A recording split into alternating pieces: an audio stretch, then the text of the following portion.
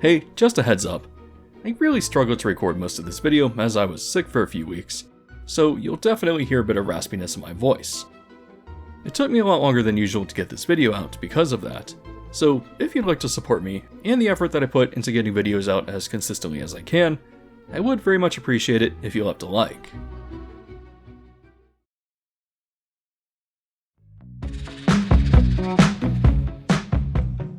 As someone who lives in Orlando, has passes to all of the parks, and visits Southern California pretty frequently for Disneyland, Universal, and Knott's Berry Farm,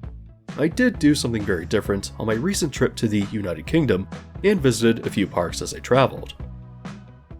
You may have watched my video on Blackpool Pleasure Beach, a park with far more charm and interest than people in the UK seem to give it credit for, but as an outsider, I thought it was interesting to know what locals thought of it versus what I experienced as an American who is familiar with what is generally considered the best of theme parks. As a general theme park fan, I can appreciate parks outside of Disney and Universal, understanding that not everything needs to be highly themed to be compelling. And so for this video, I wanted to cover the 3 other parks I visited on my trip, and give you my thoughts on what I liked and disliked about each of them, especially when compared to what a lot of people told me to expect when visiting. The 3 other parks that made it into the trip are owned and operated by Merlin Entertainments, and included Alton Towers, Thorpe Park, and Chessington World of Adventures, all of which I enjoyed for very different reasons. After traveling south from Scotland and staying a few nights in Blackpool, my next destination was Alton Towers, which I found to be strange in that it was difficult to get to. When driving in the UK, I naturally found it strange to drive on a different side of the vehicle and on the left side of the road, but what seemed crazy to me is that when you get off the motorway, roads are frequently tiny, often becoming so thin that there's only room for one car, with drivers needing to assert themselves to choose which one will pass, oftentimes around a blind corner at 60 miles per hour. Honestly, as someone inexperienced with such small roadways, this seemed insane, and I felt like I was often either going to hit another car head-on, or otherwise run into a brick wall,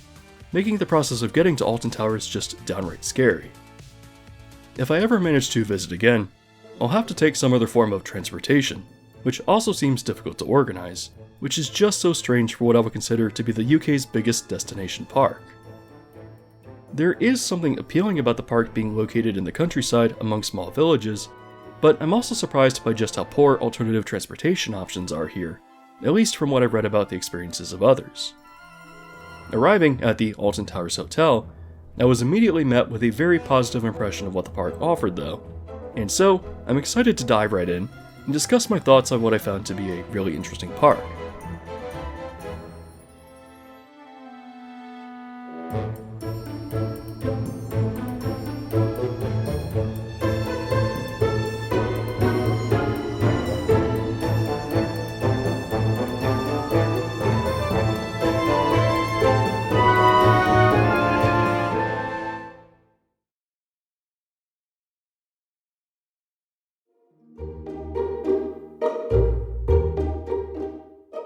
The Alton Towers Hotel isn't too special from the outside, although I do think that the eclectic fountain is worth noting. The hotel itself is relatively small, but has an interesting exploration theme, as it's centered around the story of an explorer known as Sir Algernon, who crash-landed his balloon in the lobby of this former estate. Having taken the building for himself, it's naturally decorated with an explorer's theme, borrowing different worldly elements to bring everything together in a way that feels whimsical. In addition to the standard rooms, there are also a number of themed options you can stay in as well, as I chose the Arabian Nights room, which was certainly something. I wouldn't say that I disliked it, but the person I was with described it as the ugliest room she's ever stayed in, and I'm very much inclined to agree, even though I do like the idea of themed lodging. Outside of the building, there's also a courtyard that ties it and another hotel together, which I thought was a nice little scenic place to relax and made for a nice evening outside. The customer service was exceptional, and I would probably stay here again, though definitely in a different room, still leaving a good first impression of Alton Towers Resort. Once it was time to go to the park in the morning, you have the option of either walking or taking the monorail, which is actually quite strange for a park that isn't the Magic Kingdom, but the footprint is pretty large, and you're otherwise walking its perimeter to get to the entrance.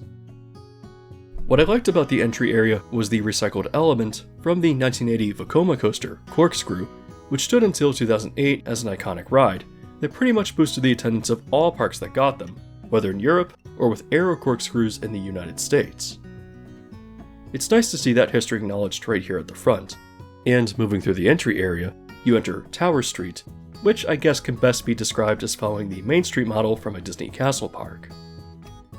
This might be blasphemy to some Brits, but I actually wasn't a fan of this area, and found it to be really generic in terms of the building architecture.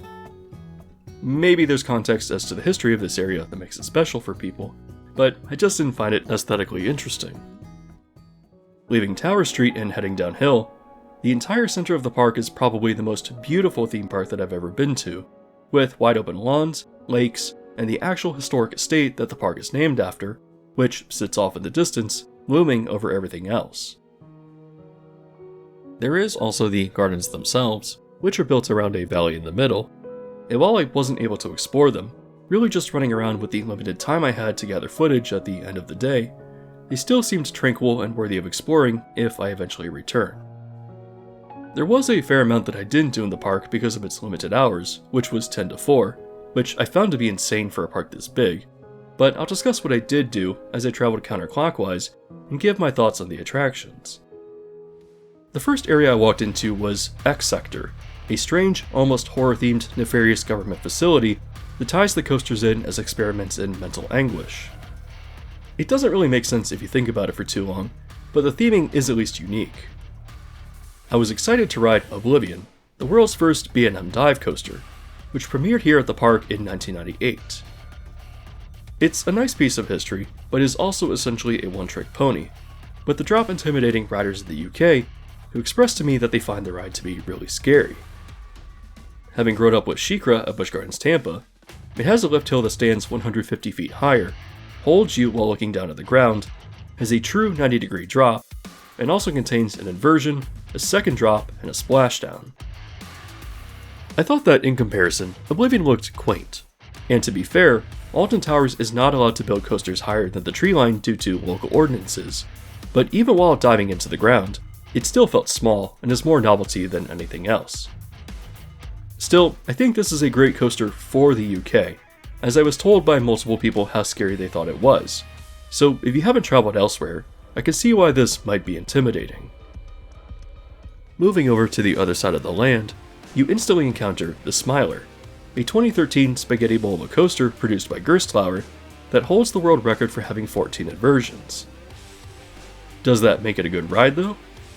It's certainly visually appealing and has a bleak government experimentation theme, but I don't think that the actual layout is actually that compelling. After the 4th or 5th inversion, I found myself getting annoyed with the ride because it was more concerned with packing in as many elements as possible rather than pacing itself. Yeah, it's unique, and I understand why the park went for an inversion record in a compact space when they're limited with what they can build, but like Oblivion, the ride is more novelty than an actual satisfying experience.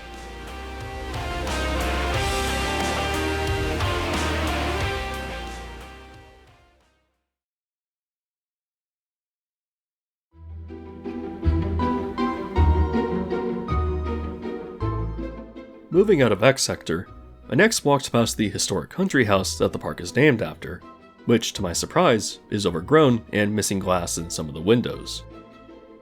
Along with its Victorian Gothic revival architecture, the lack of maintenance is creepy and lends itself to the attraction inside, but I'll cover that a bit later. Moving around the structure, I wanted to prioritize the world of David Walliams, a land based around the children's books published under this alias. What drew me here was not really the land itself, which is colorful and garish in a similar way to the park entrance, but I knew that there was a dark ride here, known as Gangsta Granny the Ride. Based on the children's book about a grandmother who is a highly skilled thief, this rather simple dark ride takes visitors through a heist of the crown jewels, which is achieved through mixing screen media with simple physical sets. As a dark ride enthusiast, I wanted to experience it, and the ride is fine, but nothing special, with its simplicity lending itself to the children's artwork depicted from the story. Backtracking out of the land and back to the towers, I knew that there was an attraction inside, but I went into the park with only the broadest knowledge of what was there, so I didn't actually know what it was. Entering Hex, the Legend of the Towers, you move through a series of pre-shows that tell the story of a witch's hex placed on the 15th Earl of Shrewsbury, a real historical figure who once owned the grounds where the park is located. The story goes that, with the witch appearing disguised as a beggar, he refused to help her, and so a curse was placed upon him and his family. If a branch from a specific oak tree falls, which is actually a real nearby tree from a local legend, a member of the Earl's family would die, and so to prevent this, he chained up the branches of the tree, though he still could not contain its power. After moving through a series of pre-shows, one of which gives you a glimpse of the witch in a moment that felt more hokey than scary, you make it to the ride where you encounter the chained oak tree. Having opened in 2000, Hex is a Vekoma Madhouse attraction, where the room spins around riders with show effects to create a sense of disorientation. European theme parks seem to be really fond of these, and while I liked the elaborate presentation of the story that's based on real historical legend, I still didn't find this ride to really be all that compelling. What I found most interesting was that Alton Towers fit all this into the actual tower structures, and as you exit the ride, you walk through the scenic gardens, which is really unique for a theme park. Continuing on, the next area I walked through was the Dark Forest, where the only currently operating ride is 13.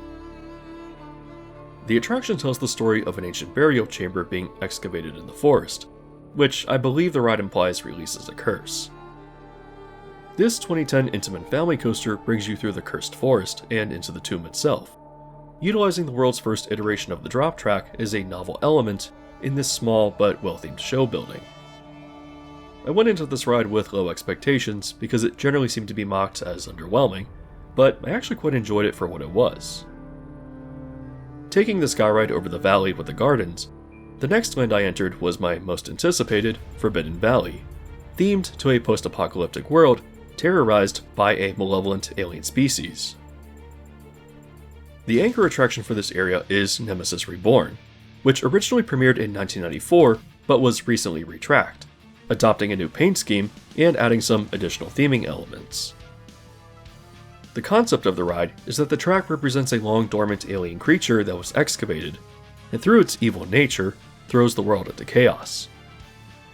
I'm always a fan of B&M inverts, as they're my favorite coaster type, so I was already inclined to like this, although it was enhanced even more with the theming that surrounds it. This is one of the highest rated coasters in the world, and so the question is, does it live up to the hype? I mean, yeah, it's pretty good, and I enjoyed it a lot, but just like with Oblivion, I've experienced better at Busch Gardens with Montu, which I think is the invert to beat. Even so, Nemesis Reborn is an exceptional coaster for the UK, and is a great anchor for Forbidden Valley. The other coaster in this area is Galactica,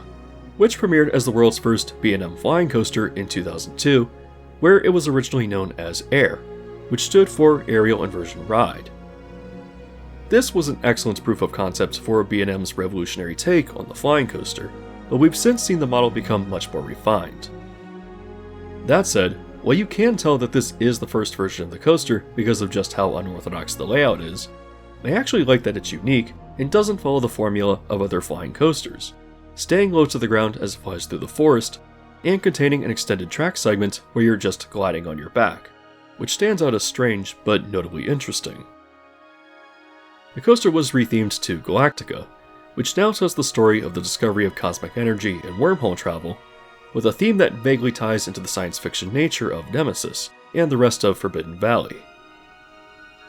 Because my time was limited at the park, I didn't experience Toxicator, a new for 2025 Huss topspin that I really wasn't interested in anyways.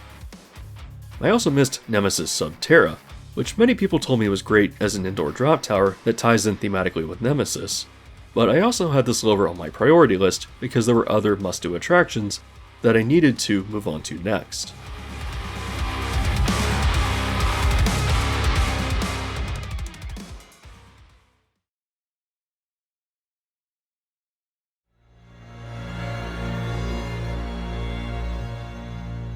Moving on from Forbidden Valley, I next walked through the Gloomy Wood and encountered the Curse of Alton Manor, a horror-themed dark ride that seems to have been generating positive buzz in the industry. I didn't realize that it was such a new attraction, premiering in 2022 after replacing another long-standing dark ride known as the Haunted House. But I only knew about the buzz surrounding the new Curse of Alton Manor, and I was really excited to ride it. After getting off, I could see that a lot of money went into its production value, but is it good? I'm not really sure, because to me, it kind of felt like if you put a ride into a forgettable and mediocre Halloween Horror Nights house, this is what you would get. For being hyped up as one of the scariest dark rides ever created, I found it neither scary nor particularly interesting. I do think that maybe this is a ride that would benefit from repeat ride-throughs, as there's so much chaos going on that nothing in particular stood out to me, because it was all just so overstimulating. I've been on many attractions like this that I've come to enjoy over time as I learned the beats of the ride through additional experiences, so maybe that's the case with the Curse of Alton Manor, but at least from my first impression of the ride, I found it to be extremely overhyped, but I would still like to give it a second chance in the future. Moving on, I briefly walked through Katanga Canyon, which didn't really have much that felt worth experiencing, including the Congo River Rapids, which seemed pretty generic for a raft attraction. The next coaster I moved on to was Wicker Man, which seems to exist outside of any themed area, but was definitely a highlight of the park. Manufactured by Great Coasters International and premiering in 2018, this not only has an interesting pre-show segment that provides a bit of story about the mythical Wicker Man, but this is easily one of the best wooden coasters I've ever experienced, as it's highly thrilling, very comfortable, and sends riders through a really impressive mythic structure. Something that I felt was really odd and extremely inefficient is that before you board, you hand bags and other loose articles to ride attendants in a bag storage area, where they put everything into a wall-mounted box and hand you a color-coded wristband with a number to retrieve your stuff at the end of the ride. It's so strange and wildly inefficient, and while it seems like people putting their items into storage on the platforms of the other coasters does hold up operations, this wasn't really better by any noticeable degree. While not perfect, Universal Orlando still has the best loose article storage system with their easy-to-access lockers, and I think it's really time for other parks to get on board and stop overcomplicating it. After experiencing the excellence of Wicker Man, I moved through Mutiny Bay, which seemed thematically intriguing but was little more than shops, restaurants, and kids' rides. After exiting this area, this completes the loop of the park as you're back at Towers Street. And honestly, while I enjoyed Alton Towers, I felt very rushed to experience everything that I wanted to do, even to the point where I couldn't find the time to eat. Again, the park was open 10 to 4, and while it wasn't busy, as the longest line I waited through was about 20 minutes for Nemesis Reborn, it still just wasn't enough. If I had more time, I would have probably explored the gardens, gotten a few more ride-throughs on some of the standout coasters, had time to ride Nemesis Subterra, and probably gotten another ride or two on the Curse of Alton Manor, which I felt that I hadn't really given a fair shot. Now granted, when I visit a park that's new to me, I do spend a substantial amount of time filming it, so that was my priority, because this channel is how I can afford to travel as often as I do. Please leave a like and subscribe if you want to support me. However, I found that similar limited hours at Blackpool Pleasure Beach, Thorpe Park, and Chessington World of Adventures wasn't a problem. So I'm really annoyed that Alton Towers isn't open by even an extra 2 hours, because it's a massive park that has a lot to do. Even in the off-season with schools in session, Alton Towers isn't a park that you can fit into 6 hours. So while I understand that shorter operating park hours is normal in the UK, this was a huge detriment to the experience here. Out of everything I rode and experienced in the park though, what is my overall impression of Alton Towers? Well, I can certainly appreciate that it's absolutely beautiful, and thematically is quite unique. It's a constant contrast between bright, kids-themed areas that are juxtaposed with bleak horror themes, which I found to be interesting, but the ride lineup isn't as strong as I anticipated as an outsider.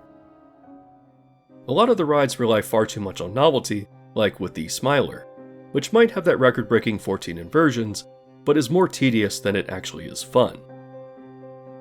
I think a point that I want to make is that Alton Towers is a really good park for the UK. I understand why people find Oblivion intimidating if you haven't experienced another dive coaster, and attractions like 13 and Galactica are fun, but unrefined compared to better versions that I've experienced elsewhere. Standouts in the park include Wicker Man and Nemesis Reborn, but what I appreciated most about the park was the historical significance of many of the rides, even if they're easily outclassed by later versions of their model. Alton Towers is still a very strong park that I would love to revisit, and I still think it's the UK's big destination park, but it's feeling like it's riding off of the glory of prototype or novelty rides from 20 years ago, and isn't making any big standout additions, with perhaps the exception of Wicker Man.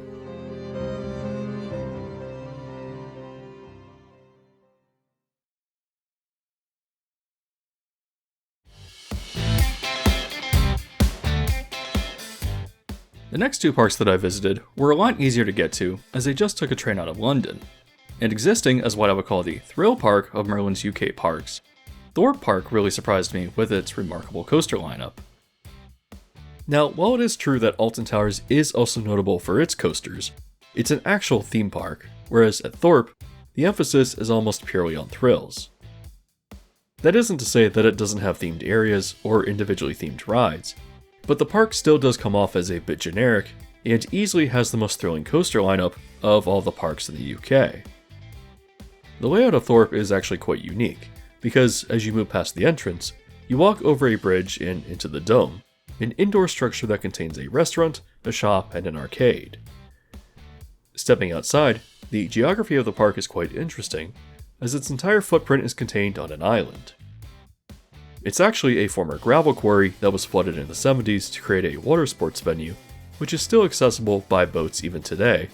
but the park opened on the island in 1979, which limits the space that can be used. It's a relatively small park with a lot packed in, and while it has water rides which are great for the UK summer, and a good selection of flat rides, the main draw is of course the roller coasters. I only went into Thorpe with a vague idea of what was there, and immediately I realized, oh, this is the park with Hyperia. It's a coaster that's been talked about a lot online over the past few years, but I never really paid attention to any of the discourse or looked into it enough to understand why it was special.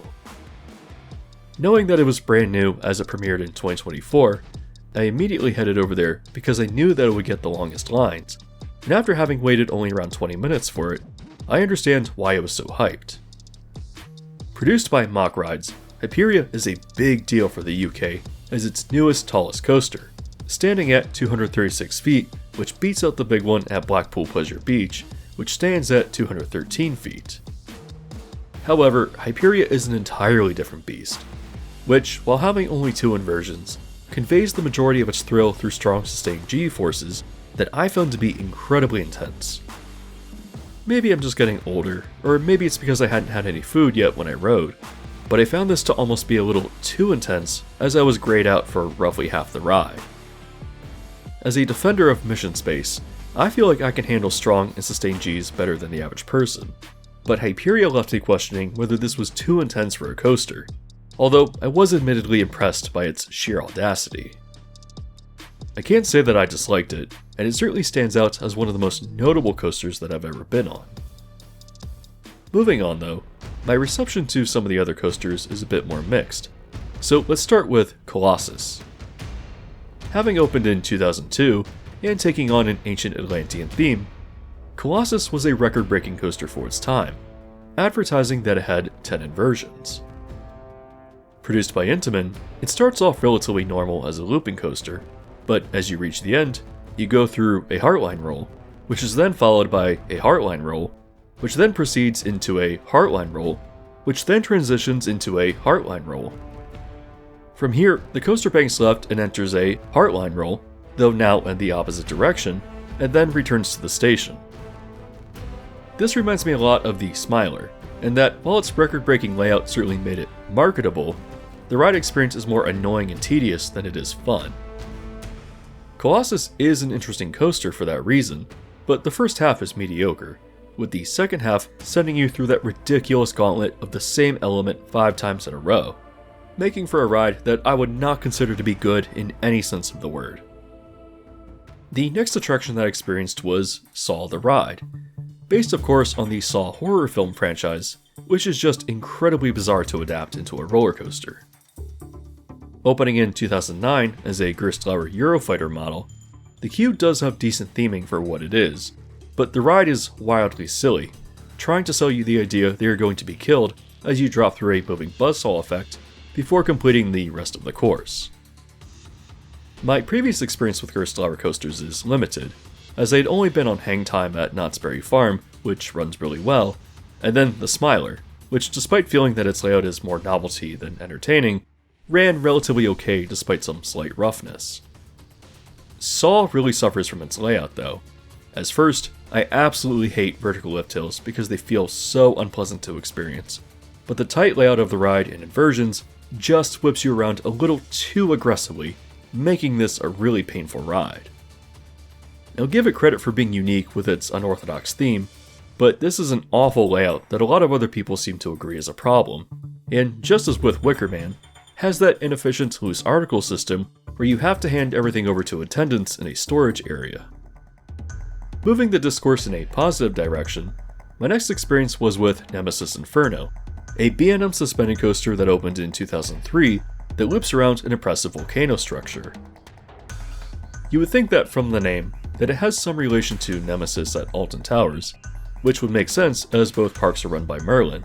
but I can't find any information that connects the two, so I'm just going to conclude that they're related in my own headcanon. As another B&M suspended coaster, which you know I'm already fond of, what really stood out to me here was just how tight the layout is, leading to some really strong sustained Gs that is unusual for this model. The other Nemesis at Alton Towers is similar in that sense, but the intensity of Inferno is stronger, leading me to the probably controversial opinion that this is actually the better ride by a slight degree. That's just simply a matter of preference, but if you feel strongly about it, feel free to argue with me in the comments. Moving on, the next coaster is Stealth, which feels like a weirdly inappropriate name for a launch coaster themed to American hot rod racing. Opening in 2006, it's your typical intimate hydraulic launch into a top hat, but unlike the original version of this model, Accelerator at Knott's Berry Farm, it's literally just the top hat and then a return to the station. I didn't think that Stealth was particularly exciting, but because Accelerator always seems to be closed, this was actually my first experience with this type of coaster. It's great for the UK though, so I can't discredit the ride when it serves its purpose for the local audience.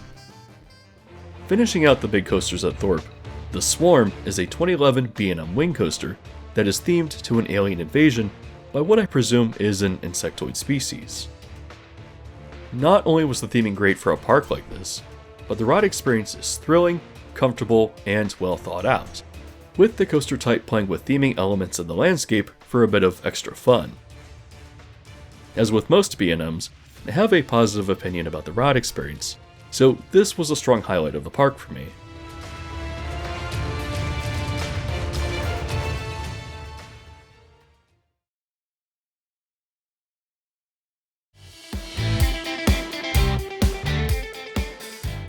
While Thorpe Park has a fair number of attractions outside of the coasters, it's also notable for having two dark rides that are worth discussing. Ghost Train is a 2023 retheme of Darren Brown's Ghost Train, an attraction that premiered in 2016 and seemed to have a negative reputation for being pure gimmick.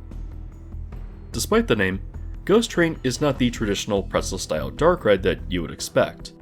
and is instead attempting, and failing, to be a high-production horror experience. In the most recent iteration of Ghost Train, you're brought into a pre-show room where you hear a convoluted story about how Chapel Station on this fictional train line was shut down after a cult attempted a seance to achieve immortality, and all died in the process. Moving to the station and boarding the actual train, you're accompanied by what I guess I would describe as scare actors dressed as ticket inspectors, who move around creepily as show effects on the train effectively convey that you're arriving at Chapel Station. After the actual ride vehicle moves a short bit, you get off and find yourself in the crypt where the seance took place, and after the ticket inspectors reveal themselves to be cult members and initiate the ceremony, the lights go out and a Grim Reaper figure swoops overhead. As the lights come back on, a scare actor dressed as the Reaper character is revealed right in front of you, as they chase the audience back to the station. Boarding an identical but different train vehicle, the chaos continues as the scare actors stomp around and snarl at riders, and as the lights go out, another demonic figure comes out of a hidden compartment and attempts to scare riders on the train, which then quickly leads to the conclusion. While the ride certainly isn't good, I wouldn't say that it's not worth experiencing either, as it's almost so bad that I enjoyed it for the, wait for it, train wreck that it was. There were a lot of people who seemed legitimately scared as they were running around and screaming in the crypt as the quote demon chased them out.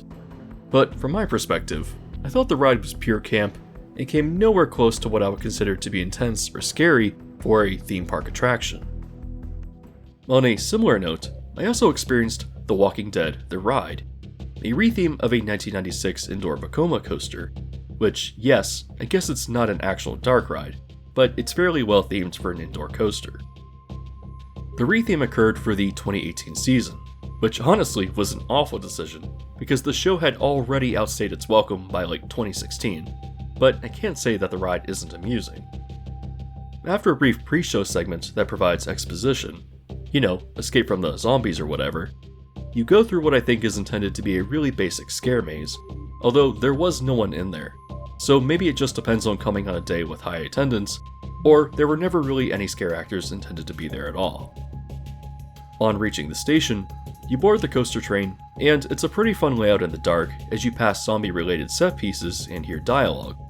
but the one moment where the ride stands out is on a mid-course brake run. You stop, and a projection screen conveys the idea the zombies are trying to break through a window as your vehicle starts and stops a few times to simulate regaining power. I've never seen a brake run used that way before, which I thought was clever, but continuing, the rest of the ride is just more escape the zombies in the dark. Yeah, the theme was outdated when it premiered, and it's not the highest budget dark ride / coaster hybrid in the world, but I thought it was entertaining for what it was. My overall impression of Thorpe Park is that its main appeal is the coasters, and while it does offer more, I just don't think that I'm the target demographic. It does have some themed areas, but since they all blend together and aren't really themed to a high level, they all come off as generic. Yeah, I guess that one of these is notable as an off-brand Jaws themed area, but why? Who is this for? Something that I also found unusual was the presence of dinghy slides and even an artificial beach, among other water-based attractions. But I saw that a lot of people were enjoying these and treating the park as an excuse to either cool off or sunbathe. Other than Mount Olympus, I've never seen an amusement and water park hybrid like this, so I'm just pointing it out because I thought it was interesting. Would I go to Thorpe Park again? Yeah, I enjoyed it for what it was as a thrill park, and despite my issues with Colossus and Saw, at least they're notable in a way that makes them worth trying at least once. The rest of the coaster lineup, especially with Hyperia, is probably the strongest in the UK, so I had a really good time here, and I would definitely like to eventually return, especially if it keeps building itself up with new coasters as the UK's best thrill park.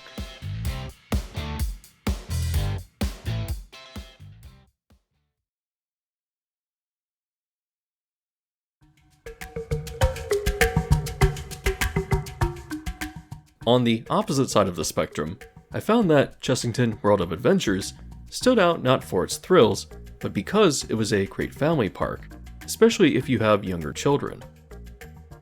What makes Chessington interesting is that it's essentially half theme park, half zoo,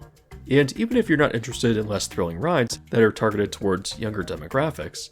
the animal exhibits here are still excellent.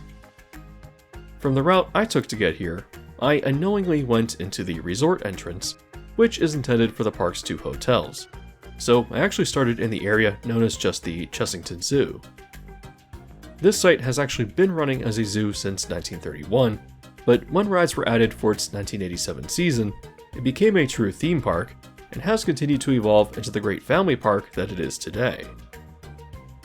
The zoo area has themed sections like the Trail of Kings, which focuses on African animals,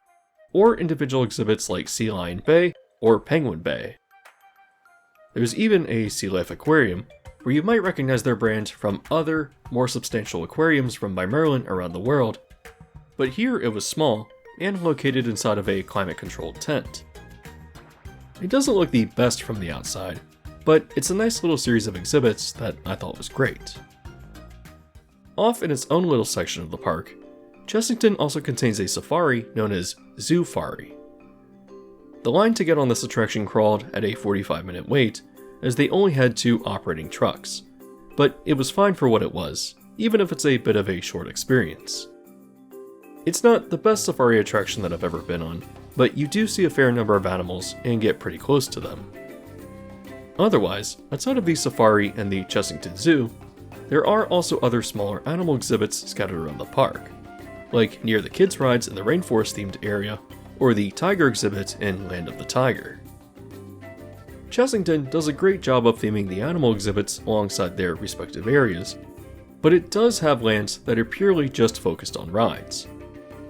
Many of these lands are colorful and fun to walk through, but they mostly contain flat rides that are intended for younger children.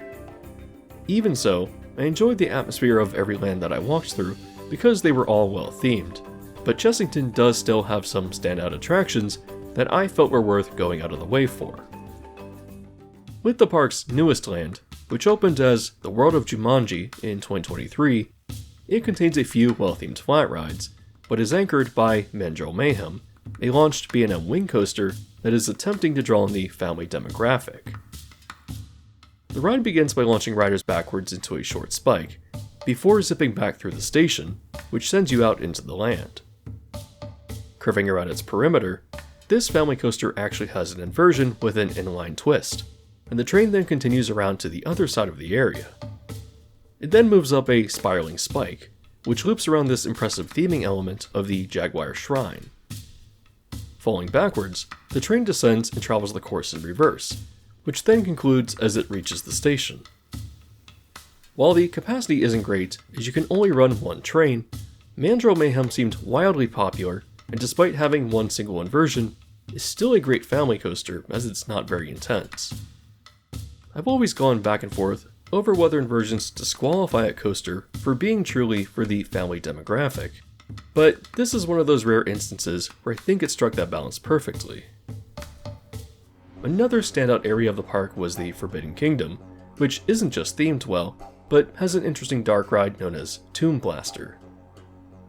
Opening in 2002 and having replaced Terror Tomb, an amusing ride that is probably worth talking about in its own video, Tomb Blaster recycled many of the sets, but turned this into an interactive shooting arcade attraction, although it received even more changes and even a new story with a refurbishment in 2020. The narrative isn't really important, as you're essentially just fighting monsters in a cursed tomb, but I thought this was a fun little dark ride for what it was, and had some impressive Egyptian-themed sets and animated figures. Heading back over to the zoo, a 17th century structure known as the Burnt Stub Mansion, which has a very interesting history behind it, has been converted into a walkthrough attraction known as Room on the Broom, A Magical Journey. Based on the children's book of the same name by Julia Donaldson, this is obviously focused on toddler-age children, but as a fan of themed entertainment, I enjoyed that this cute little attraction was atmospheric and had some moving figures and fun effects to tell the story. For me, the most interesting land of the park was the Wild Woods, which actually opened as Transylvania in 1990. First walking into a spooky village, this used to contain an indoor raft attraction known as Professor Burp's Bubble Works, which a lot of people have asked me to cover in the past, and I likely will eventually do in a different video. However, the ride closed in 2016 and was rethemed for the 2017 season as the Gruffalo River Adventure Ride, which is based on another Julia Donaldson children's book. I thought it was a fun little ride for what it was, although weirdly, my shoes got soaked because water just kept sloshing around at the bottom of the raft, despite you never really getting splashed with water on the ride, even when it drops. Moving back out into the village, it also contains a quick service restaurant called the Vampire's Burger Kitchen. The food quality was abysmal, but I at least liked that my chicken sandwich was themed to a vampire hunter with a red bun, and the theming inside wasn't exceptional, but still made for a fun atmosphere. What makes Wildwoods, or the former Transylvania area, so interesting though, is that it contains a 1990 aero-suspended floorless coaster known as Vampire, which is the only model of this ride with this train type to still exist. Even better, you can watch how it flies over the village, which is fun to watch from the ground, and I otherwise love how the coaster flies through the thick forest, making for a really exciting and scenic ride experience despite its lack of intensity. The queue is just pure gothic horror that isn't taking itself too seriously, as you walk through graveyards and the gardens of the Viscount, who lives in his castle and overlooks the village. The queue moves slow as the ride capacity isn't great, but it's shaded and has an excellent vibe. Moving into the indoor section of the queue and into the castle itself, not only is it atmospheric, but I was surprised to see a vampire figure sitting and hammering away at an organ, which is just so cool, especially when you don't expect it. The actual ride experience for Vampire, which, while not very fast or thrilling, can be a bit rough as you would expect an old aero to be, but along with the fun theming and this being a unique coaster to experience, I think that this was easily my favorite attraction in the park. Overall, while Chessington World of Adventures doesn't have a lot of rides for me as an adult, I still found it to be really pleasant to walk around because of its excellent atmosphere and well-realized theming. None of the lands ever felt generic like they did at Thorpe Park, and that's a huge strength that I'm finding here. Along with its great collection of animals, 2 interesting dark rides, and a handful of fun coasters, I found Chessington World of Adventures to be the perfect family park.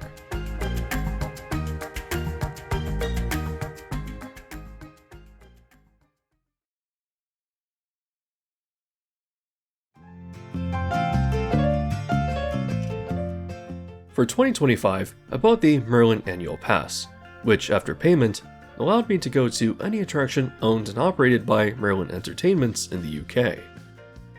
I experienced the London Dungeon, the Edinburgh Dungeon, the Blackpool Dungeon, the Blackpool Tower, Sea Life London, the London Eye, and of course, the 3 theme parks that I just discussed throughout the video. It's a great deal and offers even more attractions, but the only park of theirs that I didn't visit was Legoland Windsor. That reminded me of Legoland Florida, which, if you happened to catch that video a year ago, I pointed out that it has some abysmal operations. A common sentiment in the comments there was that Merlin is one of the worst theme park operators, but I think that may just be in the United States, because my experience here in the UK was almost all positive, other than feeling that Alton Towers should have stayed open at least another 2 hours. Yet, every attraction I went to operated well, had friendly staff, and even had some excellent merchandise, which isn't something that I often seek out. The park operations at Alton Towers, Thorpe Park, and Chessington weren't the best that I've ever seen, but I thought employees seemed happy and were pretty consistent with dispatching rides at an acceptable pace to keep the lines moving. Essentially, despite my negative perception of Merlin after my Legoland experience, all of the UK attractions changed my mind, and I had an excellent time at all the parks I've visited. I like how Alton Towers exists as the definitive English theme park, Thorpe has the standout coaster lineup in terms of pure thrill, and Chessington is actually the model of what I think the perfect family theme park should be. When I think of Legoland Florida, or even its adjacent Peppa Pig theme park, they're not really aiming for families, but rather toddlers. I think that's such a bizarre goal to strive towards, because, as Chessington showed, you can still have a great park that appeals to really young kids, but still have an experience that everyone else can participate in and enjoy. Overall, my experience with each park was positive, all for different reasons, and so I thought that it would be interesting to combine a general review of each park into one longer video, which I hope was engaging.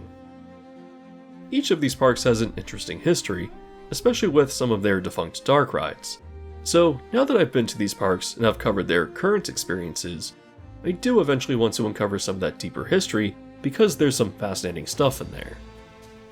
As always though, if you enjoyed this video and want to support the channel, you can do me a favor by leaving a like if you haven't yet done so. If you haven't subscribed and hit the bell notification yet either, you can also do so now to be alerted to new videos as they're released.